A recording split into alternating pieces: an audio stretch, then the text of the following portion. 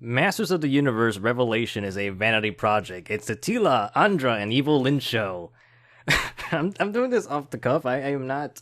There is no script. There is only notes because this isn't good. This is a pretty terrible show. Unfortunately, it made me laugh a couple of times, and I'm gonna bring up that everything you see in the trailer, they're all teases. They're all teases for a few seconds, maybe a minute or two if you're lucky. But the whole thing is freaking glorified cameos. Remember the first trailer with Fisto and Clamchamp first appeared? Everyone's excited. Oh, we get to see those characters for the first time.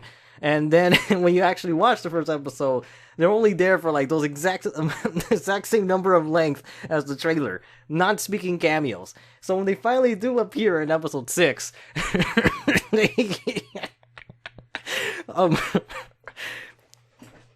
for starters, their dialogue's very corny. Like, I don't think even Filmation went that punny. Fisto was saying, "I can't wait to fist him." What kind of dialogue is this? Throughout the whole show, I'm questioning the lines given to these people. Like, Mark Hamill as Skeletor is like super freaking hammy. Hammier than the 2021 CGI show, because that show needs a subtitle. Hammier than that Skeletor. But that show's better for sure. It fits better with the He-Man themes because MOTU Revelations is super pessimistic. It's all about there is nothing after heaven, after death, supposedly. Everything's all random and chaos and chaotic. It's all chaos. That we're too insignificant in the grand scheme of things. That's like a Star Trek theme. That is a Sonic and the Black Knight theme with the main villain there. Evil-Lyn and her are like the same villain. Pretty much, but So anyways, Fisto and Clamchamp, they finally appear. They say some corny dialogue, which is like, I don't know, it didn't fit. And then they die. Excuse me. They freaking die within minutes. Oh my god. Oh, I'm sorry. Okay, let me read my notes. Okay, so episode 6, Sorceress dies, but not Adam. Adam gets stabbed in the heart, in the chest, wherever he got stabbed. Like, didn't he get stabbed in the kidney? That's what it looked like. So anyway, Sorceress dies, but not Adam. Alright, whatever. So Skeletor turns Evil-Lyn into the new Sorceress. There's a lot of differences here, because I'm pretty sure some ideas presented in Revelations are not present in other MOTU lore. Because apparently Skeletor somehow now has the power over the dead. Skeletor can apparently turn people into zombies like decompose from inhumanoids, you know, but on a grander scale. This is like Hellsing Ultimate type of stuff. And he could just do that. He also has dominion over people's souls. Like, since when can He-Man actually do that? Because he was saying that, "Oh, He-Man, you have this power that you always had, and you use it against me, Skeletor."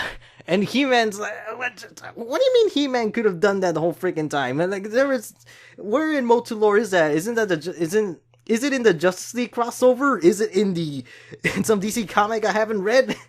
Because they're trying to put the blame on He-Man, trying to make him seem like he's like a very awful hero. Like, He-Man, how dare you keep this a secret? He-Man, you have all this power. Why are you using it just to beat Skeletor? Well, Skeletor is the one trying to get the power. I gotta defend myself. I gotta defend Castle Grayskull. I gotta defend Eternia. I gotta defend... I gotta defend everything. Justice. Heroism, but they're just making him like He-Man's so freaking bad. A Sorceress dies, and Man-at-Arms has a reaction, gets in prison, and at this point, that's when Andra should step in, or Clamchamp, because honestly, you could swap Andra for Clamchamp. That's what they should have done from the beginning, but you know, they want to appeal to the urban market. They don't say that, but that is the whole purpose for putting that character in there. Well, we could have given it to Clamchamp, a character that's always been present, but never really did anything in the shows. He was supposed to appear in the 2002 cartoon, but didn't. I don't know if there's gonna be any visuals in this video. I'm just like making this off the cuff. It might be just a podcast style video. I don't know. Andra, oh my, like with no hesitation, Andra just kills Fisto and Clamchamp. And that just made me laugh like so much because the whole tone of this scene is like incredibly disturbing, uncomfortable, and dark. It's supposed to be a tragic scene, but one part I find it funny because these new characters we wanted to see for so long get killed very quickly, and then it doesn't help that it just kind of, you can see they're like where they're leaning towards. This show is a girl show. No matter how you look at it, like, it's disguised as a man show, but it's really a girly show. There's things that I've seen that are girly. I've seen Princess Tutu, I've seen The Rose of Versailles, I've seen Sailor Moon, Revolutionary Girl Utena, and I feel that's what all these Netflix He-Man properties are trying to do. Like, She-Ra is very Utena / Steven Universe. Revelations is like trying to do two things at once, because every now and then they would do like a He-Man Skeletor thing, but it doesn't go anywhere. It only lasts for a few seconds. It's just, it's so aggravating. Okay, and the end of episode 6, apparently Adam can transform into He-Man without the sword, because apparently the power sword is just a conduit. Okay, so this does happen in Magic. I remember the Magus had to do so in Gargoyles when they're at that, when they're in Avalon. Like, he didn't have, like, the book anymore, so he could just use the magic by himself, and it was more difficult, supposedly, to do it without a conduit. So anyway, so He-Man transforms to Savage He-Man, or Ular, character that apparently many people did not know about, if you remember the toy leak from a few months ago. Apparently, Savage He-Man could go on par with God Skeletor, or Skelegod, but the thing is that it reduces He-Man back into a brute, and it takes girls to save him, to rationalize him. That is until later on in episode 7, where he meets his father, King Randor, and then they forgive. And for that brief moment, episode 7 was giving me hopes that things were gonna be okay, because King Randor is acting like King Randor, not like the king of Midland, when he banished like Man-at-Arms away. But it gets worse, because like King Randor and Marlena are apparently gonna have a divorce because of Adam dying. And Adam dying is like the very first glimpse we get about the world's reaction about He-Man gone. Because if you remember, in episode 1, there is no funeral for He-Man. There is no people mourning for his loss. There is no death of Superman. There is only like, oh, Skeletor's gone, hooray, about time He-Man got rid of Skeletor, and no one mourns for him. Where's the funeral? Episode 7 also features fan service from Goatman and Pick-Boy. They're in the background, non-speaking cameos, but they appear later, in a later episode, which I'm just gonna say it now. I think it's episode 9, they show up, and they have to blatantly say, like, hey, is that Pigman and Goatman? References for obscure references for the fans that we have to elaborately shout out loudly so you can get it. Oh, gosh. So anyways, Teela teleports He-Man and Andra away from, like, all the way to Point Dread, and she's saying, like, oh, it wasn't magic that sent me here. Like, not magic. Stop being in denial, freaking girl. We also see a Man-at-Arms, like, in prison, and apparently the Revelation comics, yes, there are Revelation comics. They're somewhat canon, because the Orlax of Primeria is there, but I don't think any of the elaborate stuff from the comics actually does anything here. We also get glimpses of Evil-Lyn's like past, which is similar to the comic, but they don't mention like the sorceress or that enchantress woman that helps her learn how to use magic. They just skip all of that, and they don't mention anything about Skeletor like being reduced to a tragic villain because he's trying to bring back his wife and kid, and that's not in the show. And his motives is like plain and dry. I must stop He-Man and get the power of Grayskull. And, try to find the true power that's in the universe, or whatever it amounts to, anything. Because he wants to find out how to do the transformation without the power sword, because because Adam was able to do so. But at this point, it's like Evil-Lyn just keeps insulting him, saying like your methods are like so cheap, like it's so like beneath the power of Grayskull, but she's kind of doing similar things. Like she's still trying to stop Adam and everyone else, all the heroic warriors, but they were giving themes that power corrupts, that everything's like controlled by the power sword, by Castle. I don't know. I was getting confused. These are themes that don't necessarily fit with He-Man, because when Adam turned to Savage He-Man, like he killed like this random like Manticore. And they're saying that, oh, his power is, like, corrupting everything. And I'm like, whatever. And also, Beastman is trying to console Evil-Lyn. He's, like, telling her, like, Skeletor, it's bad for you. No shit. It's like an abusive relationship. They're just turning this into Mad Love from Batman the Animated Series, the new Batman Adventures. When Joker is abusive to Harley and then he just knocks her out the window. She keeps getting worse and worse, because episode 8, Teela apologizes to King Randor, and I'm thinking, oh, this could That's a nice scene, but then it just gets worse. And Andra says like, "Oh, I want to stay with you guys," and that could have been the Clamp Champ. At one point, Man-at-Arms is target Evil-Lyn. Your boyfriend's like abusing you. Then she blushes. I'm like, what the hell? No, don't do that. Celestial Apex, that's what it's called. There are times where Skeletor is like having it. Sounds like Beetlejuice or something. Everyone's having existential crisis, and because Evil-Lyn's even mentioning that you could kill King Randor from a long-distance magic. I'm like, what do you mean you can do that? Since when can we do, like, long-distance curses and, like, sniper shots with magic here? Come on. I mean, you're making it sound like He-Man's more powerful than he is. He's supposed to be, like, a physical prowess is what he has. Sometimes you will call upon the power of Grayskull for, like, Deus Ex Machina. But never, like, yeah, I could, like, kill someone from a long distance, and I don't know. So anyways, Evil-Lyn seduces Skeletor into this TV mature scene where it's not killing joke level maturity, but there's definitely like a lot of you're gonna want to cover your kids' ears and cover their eyes for a little bit. It's just like she gets on top of Skeletor, so it's like, that's the most you see, and then Skeletor starts grabbing her, and then she takes the power sword away, and then one of my predictions kind of comes true, because I was expecting Teela to become He-Man in the future. That she's not going to turn into the Sorceress, she's going to become He-Man. No, they don't do that. Instead, Evil-Lyn becomes He-Man. Now she is Dark-lyn.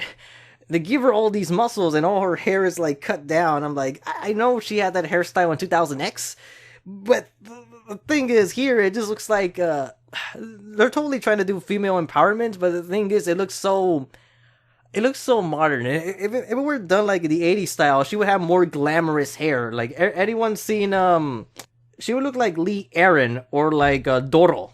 Anyone know those two girls from Warlock?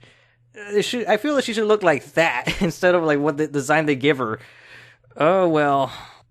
Oh, yeah, I jumped ahead because at one point, Evil-Lyn actually starts to break down and cry because Skeletor is so abusive. So bad for her.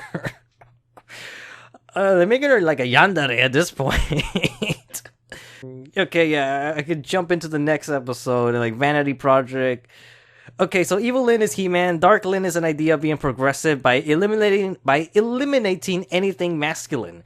It's destroying the show. Chaos. She knows where they are, because she starts like eradicating pre-Eternia. Like, apparently all the pre-Eternia Heaven characters are dead now. And I don't know why she doesn't just attack Prince Adam at Point Dread, because she knows where they are. She was even like making fun of Skeletor. You could attack them. We know where they are. The beginning of episode 9, Teela's trying to send like this message across like Eternia. And she's still like in denial of magic. She's saying like, I need tech, I need buttons. I'm like, come on. At this point, you were never against magic in the original series. Yes, you were tech savvy along with Man-at-Arms, but it wasn't to the point where you're like denied magic in general. Ugh, I wonder if Lou Scheimer's rolling in his grave. Filmation. Skeletor comes to help them because, like, we need to stop Evil-Lyn. And then Adam's like, Adam should be mad at Skeletor for all the Eternians he killed and turned into zombies, alongside Fisto and Clamp Champ, because they were banished to hell, to Sub-Eternia. So I'm like, why aren't you reacting, dude? So the whole plot here is that we gotta work together to stop Evil-Lyn. And then he makes like this camp, like, what are we gonna do? Are we gonna go make a beg in front of Evil-Lyn? Oh my god, we are! And I don't know, I just hate his voice. Like, this is the first time that I hate Mark Hamill's, like, performance. Because a lot of times he'll make a little cackle, a little joke, and then he will gradually turn into this to make a little fun joke, and then I will make a joke. And here is the punchline. And it's just, I don't know what actor he's like imitating, but I just hate it. So Panther appears out of nowhere like Bubastis from the Watchmen movie. And then at one point, Evil-Lyn makes a comment when fighting against Adam. He's saying like, mine's bigger. Oh my god. Please don't say that. I feel like you're insinuating many things right now. It's 2021. It's not the 80s anymore. And out of nowhere, Blade from the movie comes out. It sounds like a joke, but it's not. Blade, he's here. What about Sarad or Kark? But no, we get a Pig Boy, and Pig Boy in his first speaking appearance alongside Goatman, and here's like The obligatory reference for fan service, whatever, I don't freaking care. I wrote here forgiveness, but I don't recall, like, who's forgiving who? Oh wait, it was Man-at-Arms with Teela. Okay, so their forgiveness, they I don't freaking care. So they passed the torch. Yeah, I know this is all disorganized, but I don't care. So earlier, Evil-Lyn was talking to Beastman, saying, "Are you more man or beast? You can't be both." Then in this episode, Beastman says, "Today, I am a beast." And then Evil-Lyn turns him into a literal beast. He's bigger than Battle Cat, bigger than Panther. And I'm thinking, oh, another man bites the dust. Another man bites the dust, because now he's just a beast. Let's get rid of all the male characters. They can't do anything in this series. Why? Dark-lyn kills Panther, and Skeletor gets mad. It's like I'll kill you for that. Trying to show that he has concern for his pet, but I'm like, I don't think Skeletor is supposed to care for anybody. Like, that's not who he is. And then towards the end of the episode, Skeletor says like this line of dialogue that I can't believe it. "But Evil-Lyn, I love you." What do you mean you love her? You know you don't. You just use everything. And then obviously Evil-Lyn like rejects that, but the fact that they made him say that, I mean, no. Skeletor is like, I know they're trying to give him more depth. They're trying to make him more than just a one-dimensional, two-dimensional villain, whatever. But it just clashes with his personality, clashes what we know, it clashes with everything. The whole show is a freaking clash of identity. Oh, and motives. Oh my god. So, alright, episode 10. Orko is brought back from the dead because Evil-Lyn resurrects everybody from Sub-Eternia along with Scareglow. And we basically get a repeat of the Orko versus Evil-Lyn Orko versus Scareglow fight. And it makes sense for Orko to be here, but what about Fisto and Clamchamp? And what about King Grayskull, Wondar, Vicor, the other sorceress, like the first one, and where is Vicron? Anyone ask that? Where are the 3 Vicrons at? Oh man, where am I going with this? So yeah, Orko like dispatches Scarecrow kind of easily. At one point, Randor and Man-at-Arms are struggling against the Shadow Beast, and then Andra, out of nowhere, just eliminates them like so easily, and they're like staring at her like, "Oh, she's a good hire." And I'm thinking of that, "Is she with you? I thought she came with you," kind of stupid thing, and it's so dumb. Again, they're just showing off at this point. They just want to show like, oh, the female character's more stronger than the 2 male characters. Look how much she accomplished. She is the new Man-at-Arms. Where am I going with this? Let's see. Yeah, there's even a dumb line where King Randor says, "Come on, kiss the ring." What? What do you mean kiss the ring? What? Hey, so it's a girl show. Teela becomes a sorceress. She battles Evil-Lyn. And then Evil-Lyn's like, "Oh, I could beat you by leaving Castle Grayskull, because now you're the new sorceress and you have that limitation." But I don't know why. Maybe I missed this. Apparently, Teela is not limited to that restriction. She could leave Castle Grayskull in human form, and then they fight in the sky, DBZ style. And then at that point, Skeletor becomes Skeletor again. He's fighting He-Man, and he's trying to kill him. And then out of nowhere, Queen Marlena drops Ram-Man for like a cameo. It's a cameo, guys. It's not a scene. It's a freaking cameo. Remember the trailer? He waves his finger like hey, bye, type of thing. That's almost as much you're getting. You only get like a few seconds more. So Ram-Man shows up, says like some weird dialogue. "Your mother's worried about you, He-Man." And then he throws him that flying saucer disc from the movie. That's also in 2000X. And then He-Man leaves the fight. This part gets weird because he's fighting Skeletor. He-Man leaves the fight, starts fighting a bunch of other things, and it's like this nice animation sequence. Well, it's kind of nice because there's some frames missing. It's a little jittery. Like the ending is nice when he defeats the dragon. It has the HM logo. But then Skeletor says, "Oh, you won't be ignoring me, He-Man." And then it immediately cuts away to Teela and Evil and Dark-lyn. That scene would have made more sense if this was like they're fighting to enter the castle before they started fighting Dark-lyn. But it doesn't. It doesn't. Teela's saying like, there's beauty in life. It's not all gloom and doom in the whole universe. Like, but it's kind of funny because this is a character that didn't believe any of that stuff in the beginning of the series, and then it's supposed to be her change, her character arc, but I just don't buy it at this point. I'm so upset with this show. It's like we deserve a better He-Man anime, He-Man cartoon, whatever. There's beauty in life, and it's like none of it here. All the feminine beauty is gone. So the fight ends. Evil-Lyn, Dark-lyn returns to power. She becomes Evil-Lyn again. And then He-Man and Skeletor are fighting once more, and then He-Man. This lasts for like about 30 seconds. He-Man saying, "This fight is not about us." Throws Skeletor God into the air, and then he's like blasting off again. The fight is over. Then the Sorceress and Evil-Lyn, like, they put some Eternia back. Like, all the dead characters are going back, except Orko, because Evil-Lyn's like, "No, Orko, is not this time, Orko." What do you mean not this time? He's supposed to go back. Are the other pre-Eternian characters alive, or are they still dead? What about Fisto and Clamchamp? Are they still in hell? Are they still Doom in there? Oh my god. Oh, please don't say that, He-Man. It's not about us. It's supposed to be about you two locked in eternal battle. And I also hate it that they keep bringing up, "Let this be our final battle." You already said that in the first episode, and you're saying it here again? I mean, come on. I know you're doing references, but for the movie with, like, Frank Langella and Dolph Lundgren, but come on. At this point, you're treating the audience as stupid. Freaking shit. So there's like an ending ceremony, there's like a statue of He-Man, which is done correctly because there's like a real life statue of He-Man that's mirrored with the wrong arm facing upward. Motherboard finally comes back into play because remember, they were the big threat why everyone had to hurry to get the magic in the first place. Man-at-Arms had to stay behind to beat the Motherboard from entering Castle Grayskull or whatever, or that new Crystal Castle, whatever it is. They were supposed to be the main villains until, like, Skeletor and Evil-Lyn came back in episode 5.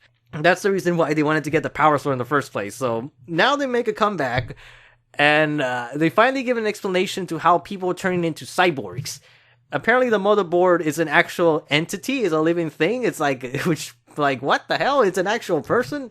And then it does a tease where, it's like they're turning Skeletor into a cyborg, so I'm thinking, oh, so this is gonna lead to new adventures of He-Man, right? Hordak's logo appears on Motherboard, and I'm thinking, I am not excited for, like, a Series 2, because the way this thing is written, with Andra becoming the Man-at-Arms instead of Clamchamp, you know, they just threw her in there, it could have been anybody else. Teela being the sorceress, but being more powerful than the previous sorceress. He-Man, it's not really about He-Man, it's not really about the other heroic warriors, like Buzzsaw and Stratos only have cameos. The whole show is bad. It's not the definitive He-Man that we wanted to get. It's not nobody's He-Man, it's not your 80s He-Man, it's not your 2000X He-Man, it's not even your DC Comics He-Man. It's like, it's something else entirely. It's not for us. It's for the people of 2021 or the people from 2016 onward. It's that generation. Oh boy. So if anything, to me this show represents toxic feminism, then I'm sorry for saying that, but it also feels like the ultimate cuck show. Really, because like almost every male character gets overshadowed by a better female version of them.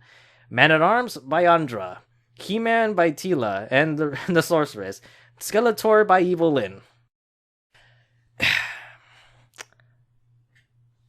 God, this is awful. Unless the second series can somehow improve the writing and balance all the characters out, I am not watching it. It's like, no, I'm not gonna see this. Bye. Sorry for my language.